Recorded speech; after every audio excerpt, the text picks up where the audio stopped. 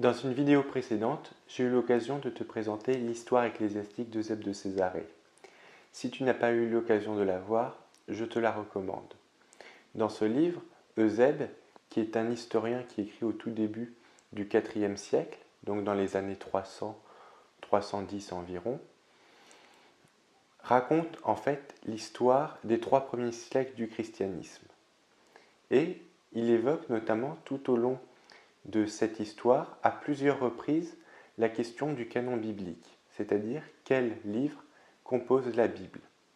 Et c'est de cette question spécifiquement que j'aimerais traiter dans cette vidéo.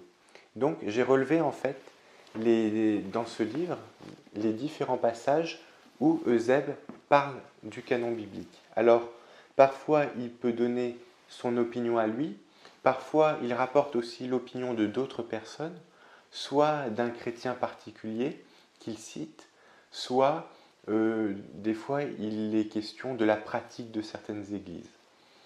Donc j'ai relevé les différentes citations que je vais te lire et que je vais aussi brièvement commenter. Mais il faut savoir que tu peux aussi retrouver ces différentes citations sur mon blog. Je te mets le lien dans la barre de description. Donc, première citation où il évoque déjà son projet. De Pierre, donc, une seule épître, celle qu'on appelle la première, est reconnue, et les anciens presbytres eux-mêmes s'en sont servis dans leurs écrits comme d'un texte indiscuté. Quant à celle que l'on appelle la seconde, nous avons appris qu'elle n'est pas testamentaire, mais que pourtant, parce qu'elle a paru utile à beaucoup, elle a été prise en considération avec les autres écritures. Pour ce qui est des actes qui portent son nom, de l'évangile appelé selon Pierre, du kérigme et de l'Apocalypse, soi-disant de Pierre, nous savons que ces livres n'ont absolument pas été transmis parmi les écrits de l'Église et qu'aucun écrivain ecclésiastique, ni parmi les anciens, ni parmi les modernes, ne s'est servi de témoignages empruntés à l'un d'eux. Dans la suite de cette histoire, donc il parle en fait de son livre, j'agirai utilement en mentionnant avec les successions ceux des écrivains ecclésiastiques qui se sont servis en leur temps des écrits contestés et desquels parmi ces écrits ils se sont servis, et ce qui a été dit par eux soit des écritures testamentaires et reconnues, soit de celles qui ne le sont pas, mais des écrits qui portent le nom de Pierre, parmi lesquels je ne connais qu'une seule et unique lettre authentique et reconnue par les anciens presbytres. Voilà tout ce que l'on possède. Quant à Paul, les 14 épîtres sont clairement et évidemment de lui. Il n'est pourtant pas juste d'ignorer que certains ont rejeté l'épître aux Hébreux en disant qu'elle n'est pas admise par l'Église des Romains parce qu'elle ne serait pas de Paul. À son sujet aussi, j'exposerai en son temps ce qui a été dit par mes prédécesseurs. En revanche, les actes qui portent le nom de Paul, je ne les reçois pas parmi les livres incontestés. Comme le même apôtre dans les salutations finales de l'Épître aux Romains fait mention avec d'autres d'Hermas, dont on dit que le livre du pasteur est de lui, il faut savoir que ce livre est contesté par certains qui ne le rangeraient pas parmi les livres reçus, mais que d'autres l'ont jugé très nécessaire, surtout pour ceux qui ont besoin d'une introduction élémentaire. C'est pourquoi nous savons maintenant qu'on le lit publiquement dans des églises, et j'ai constaté que certains des écrivains les plus anciens s'en sont servis. Et un peu plus loin, Eusèbe ajoute qu'il ne tient pas l'épître de Jacques ni celle de Jude pour authentique, tout en reconnaissant que sa position est minoritaire. Je lis. Voilà ce qui se rapporte à Jacques. On dit qu'il est l'auteur de la première des épîtres appelées catholiques, mais il faut savoir qu'elle n'est pas authentique. En tout cas, peu des anciens en ont fait mention, comme de l'épître dite de Jude, qui est, elle aussi, une des 7 épîtres dites catholiques. Cependant, nous savons que ces lettres sont lues publiquement avec les autres dans un très grand nombre d'églises.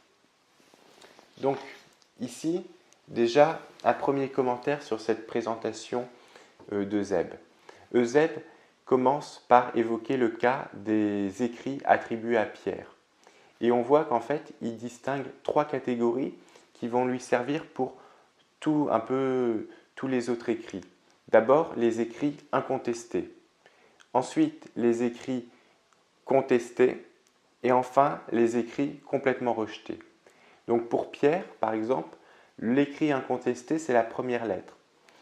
Incontesté, ça veut dire que tous les chrétiens sont d'accord sur le fait que cette lettre vient bien de Pierre et qu'elle doit être admise dans le Nouveau Testament. Après, il y a les écrits contestés. En l'occurrence, pour Pierre, c'est la seconde épître. Cette épître-là, certains chrétiens l'admettent dans le Nouveau Testament, mais d'autres la refusent et considèrent qu'il n'y a qu'une seule épître authentique, la première. Et enfin, la troisième catégorie d'écrits, ce sont les écrits qui sont absolument rejetés par tous les chrétiens, c'est-à-dire par exemple l'évangile de Pierre, etc., et les autres écrits qui sont mis sous son nom, mais qui ne sont absolument pas de lui. Donc on voit là que Eusèbe propose une catégorisation en trois parties, avec les écrits incontestés, acceptés par tous, les écrits contestés qui sont acceptés par certains et refusés par d'autres, et les écrits totalement refusés, donc qui ne sont acceptés par aucun chrétien, aucune église. Et donc en fait, cette répartition des écrits bibliques, entre guillemets, est celle qu'il va appliquer un peu pour tous les autres écrits du Nouveau Testament. Donc là, on voit ensuite que dans la suite de son discours, il évoque par exemple d'autres cas, comme le pasteur d'Hermas, qui fait partie des écrits contestés, c'est-à-dire qu'il est accepté par certaines églises et qu'il est lu publiquement, et visiblement, le critère de la lecture publique est un critère de canonicité, c'est-à-dire que sont reconnus comme faisant partie des Écritures les écrits justement, donc les Écritures de la Bible, les écrits qui sont lus publiquement au moment des assemblées lorsque les chrétiens se rassemblent. Et donc on voit que le pasteur d'Hermas, qui est un écrit que je te présenterai dans une autre vidéo, est lu publiquement dans certaines églises, c'est-à-dire qu'il est reconnu comme canonique, comme faisant partie de la Bible, mais qu'il est refusé par d'autres églises. Même chose après, Eusèbe évoque le cas des lettres qu'on appelle catholiques, c'est-à-dire tout simplement universelles. Il explique par exemple que Jacques et Jude sont acceptés par certaines églises, mais que d'autres, dont lui-même par exemple, ne les considèrent pas forcément comme authentiques.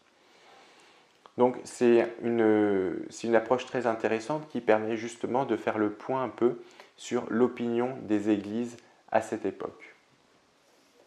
Alors maintenant, je vais te lire le témoignage de Papias de Hiérapolis qu'Eusèbe rapporte. Alors en fait, Papias est un disciple assez proche des apôtres qui était évêque de la ville de Hiérapolis dans la première moitié du IIe siècle et qui a écrit un livre très important qui s'appelle Exégèse des discours du Seigneur. Malheureusement, on a perdu ce livre, mais Eusèbe, qui avait pu le lire, nous en cite certains passages, notamment un se rapportant justement au canon biblique. Donc, je vais le lire. Dans son propre ouvrage, c'est-à-dire Exégèse des discours du Seigneur, Papias transmet encore d'autres récits du discours du Seigneur dus à Aristion dont il a été question plus haut, et des traditions de Jean le presbytre. Nous y renvoyons ceux qui aiment s'instruire. Maintenant, nous sommes obligés d'ajouter aux paroles que nous avons précédemment rapportées la tradition qu'il expose en ces termes au sujet de Marc qui a écrit l'Évangile. Et voici ce que disait le presbytre. Marc, qui était l'interprète de Pierre, a écrit avec exactitude, mais pourtant sans ordre, tout ce dont il se souvenait de ce qui avait été dit ou fait par le Seigneur. Car il n'avait ni entendu ni accompagné le Seigneur, mais Pierre plus tard, comme je l'ai dit. Celui-ci donnait ses enseignements selon les besoins, mais sans présenter de manière organisée les paroles du Seigneur. De la sorte, Marc n'a pas commis d'erreur en écrivant certaines choses comme il s'est souvenu. Il n'a eu en effet qu'un seul dessein, celui de ne rien laisser de côté de ce qu'il avait entendu et de ne rien dire de faux dans ce qu'il rapportait. Voilà donc ce que Papias rapporte sur Marc. Sur Matthieu, il dit ceci. Matthieu, quant à lui, réunit en langue hébraïque les logia, c'est-à-dire les paroles et les actions de Jésus, et chacun les interpréta comme il en était capable. Le même Papias se sert de témoignages tirés de la première épître de Jean et de la première épître de Pierre. Il expose aussi une autre histoire au sujet d'une femme accusée de nombreux péchés devant le Seigneur que renferme l'Évangile selon les Hébreux. Il était nécessaire que nous ajoutions ces informations à ce qui avait été dit. Donc ici dans cet extrait, Eusèbe nous rapporte ce que Papias disait à propos de l'origine de deux évangiles, en l'occurrence Marc et Matthieu. Alors je ne vais pas commenter cela plus longtemps puisque je referai des vidéos spécifiquement sur l'origine des évangiles. Mais il fallait quand même le mentionner ici. Maintenant, j'aimerais te lire un passage d'Eusèbe à propos de l'épître aux Corinthiens de Clément de Rome, et j'ai fait une vidéo d'ailleurs de présentation de cette épître. De Clément de Rome, on possède une lettre reçue grande et admirable. Il l'a rédigée de la part de l'Église des Romains pour l'Église des Corinthiens, à la suite d'une sédition qui s'était alors produite à Corinthe. Nous avons appris qu'en un très grand nombre d'églises, cette lettre a été lue publiquement dans les assemblées autrefois et qu'elle l'est encore de nos jours. Donc, et puis il confirme cela dans un autre passage. Donc, il semble que à l'époque ancienne, certaines églises lisaient publiquement cette épître aux Corinthiens, ce qui est un signe qu'ils la reconnaissaient en fait comme faisant partie des Écritures. Donc on voit que cette épître a pu être autrefois dans l'Église ancienne considérée comme faisant partie de la Bible par certaines églises. Maintenant, Eusèbe va donner la liste des livres reçus par les Alexandrins, c'est-à-dire notamment Clément d'Alexandrie et Origène. Je lis. Dans ses hypotyposes, c'est le nom du livre, Clément d'Alexandrie fait, pour le dire brièvement, des exposés en raccourci de toute l'Écriture, sans omettre celles qui sont controversées. Je parle de l'épître de Jude et des autres épîtres catholiques, et de l'épître de Barnabé et de l'Apocalypse dite de Pierre. Donc on voit ici que Clément d'Alexandrie visiblement utilisait un canon assez large qui incluait tous les écrits que nous avons dans notre Nouveau Testament, y compris ceux qui sont contestés comme Jacques et Jude, mais aussi l'épître de Barnabé qui faisait partie des écrits contestés mais qui n'a finalement pas été admis, et l'Apocalypse de Pierre. Alors ce n'est pas un cas isolé puisqu'on sait que on a d'autres témoignages, par exemple du canon de Muratori, dont je t'ai parlé dans une vidéo précédente, qui inclut l'Apocalypse de Pierre. Et on a aussi des manuscrits que je présenterai dans d'autres vidéos, les manuscrits les plus anciens de la Bible, qui incluent par exemple l'épître de Barnabé après l'Apocalypse de Jean. Donc on voit que certains chrétiens utilisaient aussi à l'époque des livres qui ensuite ne sont pas restés dans nos Bibles. Deuxième passage. Dans ses hypotyposes, Clément cite aussi une tradition des anciens presbytes relative à l'ordre des évangiles et la voici. Il disait qu'avaient été écrits les premiers, les évangiles qui contiennent les généalogies, que l'évangile selon Marc l'avait été dans les circonstances suivantes. Après que Pierre eut prêché la doctrine publiquement à Rome et qu'il lui exposait par l'Esprit l'évangile, ses auditeurs, qui étaient nombreux, exhortèrent Marc, en tant qu'il l'avait accompagné depuis longtemps et qu'il se souvenait de ses paroles, à transcrire ce qu'il avait dit. Il le fit et communiqua l'évangile à ceux qui le lui avaient demandé. Ce que Pierre ayant appris, il ne fit rien par ses conseils pour l'en empêcher ou pour l'y pousser. Quant à Jean, le dernier, voyant que les faits matériels avaient été exposés dans les évangiles, poussé par ses disciples et divinement inspiré par l'Esprit, il composa un évangile spirituel. Donc là, pareil, on retrouve un texte qui relate le début, l'origine des évangiles, mais je te le commenterai aussi dans une prochaine vidéo lorsque je traiterai de cette question-là de manière plus spécifique.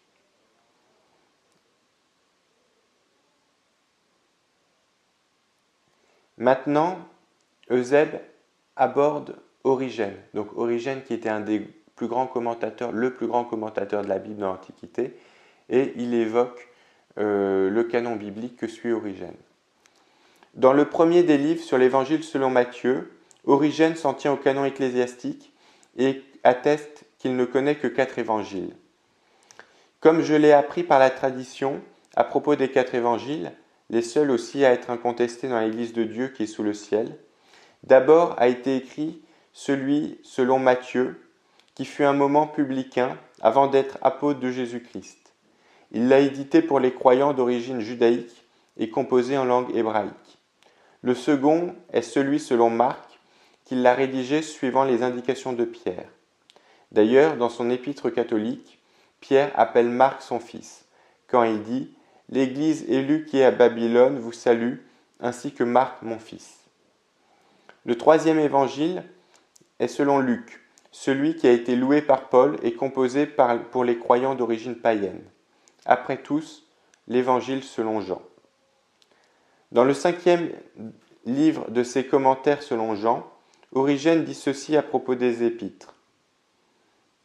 Celui qui a été rendu capable d'être ministre du Nouveau Testament, non de la lettre mais de l'esprit, Paul, après avoir procuré l'accomplissement de l'évangile depuis Jérusalem et tout autour jusqu'à l'Illyricum, n'a pas même écrit à toutes les églises qu'il avait enseignées, et encore à celles auxquelles il a écrit, n'a-t-il envoyé que peu de lignes. Pierre, sur qui est bâtie l'église du Christ, contre laquelle ne prévaudront pas les portes de l'Hadès, n'a laissé qu'une lettre incontestée, et une seconde peut-être, car elle est controversée. Que faut-il dire de celui qui a reposé sur la poitrine de Jésus, de Jean qui a laissé un seul évangile, tout en reconnaissant qu'il aurait pu en composer plus que ne pourrait en contenir le monde, qui a écrit aussi l'Apocalypse, où il reçoit l'ordre de se taire et de ne pas écrire les voix des 7 tonnerres. Il a laissé aussi une épître de très peu de lignes, une deuxième et une troisième peut-être, car tout le monde n'admet pas qu'elles soient authentiques. Elles n'ont d'ailleurs pas à elles 200 lignes.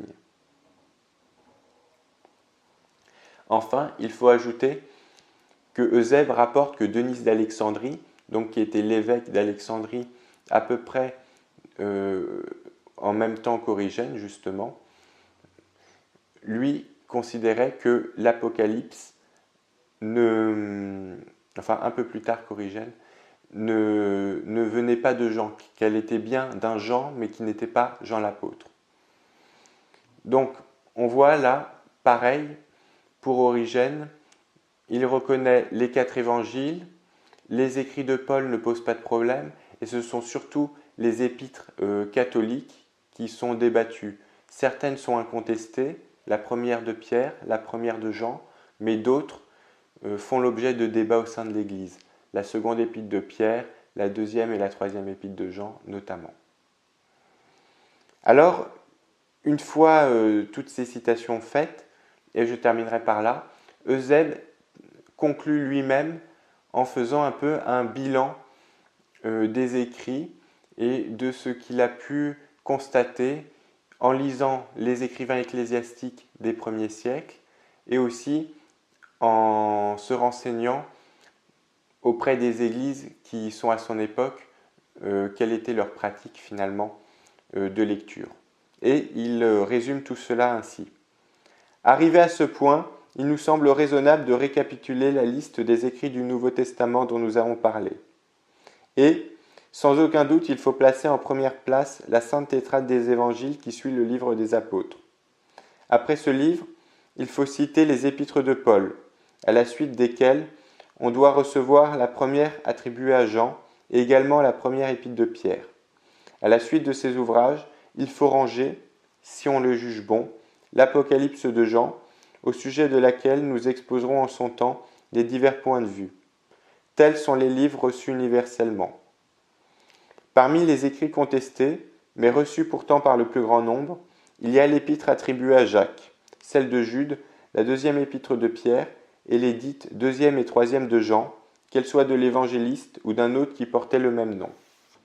Parmi les écrits apocryphes, il faut ranger le livre des Actes de Paul, l'ouvrage intitulé Le Pasteur, l'Apocalypse de Pierre et de plus l'épître attribuée à Barnabé, ce qu'on appelle les enseignements des apôtres, la Didaché. Et encore, si l'on veut, comme je l'ai dit, l'Apocalypse de Jean, car certains, je l'ai dit, la rejettent, mais d'autres la placent parmi les livres reçus. Parmi ces mêmes livres, quelques-uns ont encore placé l'Évangile selon les Hébreux, qui plaît surtout à ceux des Hébreux qui ont reçu le Christ. Tous ces livres pourraient aussi prendre place parmi les écrits contestés, mais nous avons jugé nécessaire de faire pourtant la liste de ses derniers ouvrages en faisant la distinction entre ces écrits qui, selon la tradition de l'Église, sont vrais, authentiques et reconnus, et ceux qui, à leur différence, ne sont pas testamentaires, mais contestés bien que connus par la plupart des écrivains ecclésiastiques. Ainsi, nous pourrons connaître ces livres même et aussi connaître ceux qui, chez les hérétiques, sont présentés sous le nom des apôtres, qu'il s'agisse des évangiles de Pierre, de Thomas, de Matthias et d'autres encore, ou des actes d'André, de Jean et d'autres apôtres. De ces derniers, absolument jamais personne parmi les orthodoxes qui se sont succédés n'a trouvé bon de rappeler le souvenir dans un de ses ouvrages. D'ailleurs, le style s'écarte de la manière apostolique, la pensée et la doctrine qu'il renferme sont en complet désaccord avec la véritable orthodoxie, ce qui prouve clairement que ces livres sont des fabrications d'hérétiques. Par suite, il ne faut même pas les placer parmi les apocryphes, mais il faut les rejeter comme tout à fait absurdes et impies. Donc, ici, on voit que Eusèbe conclut en fait sa petite enquête en affinant sa distinction et en proposant cette fois-ci une distinction en 4 catégories. La première catégorie, ce sont les écrits admis absolument par tous. Puis, ensuite, une deuxième catégorie, les écrits contestés, qu'on pourrait dire majoritaires, c'est-à-dire admis par la plupart, mais contestés par certains chrétiens.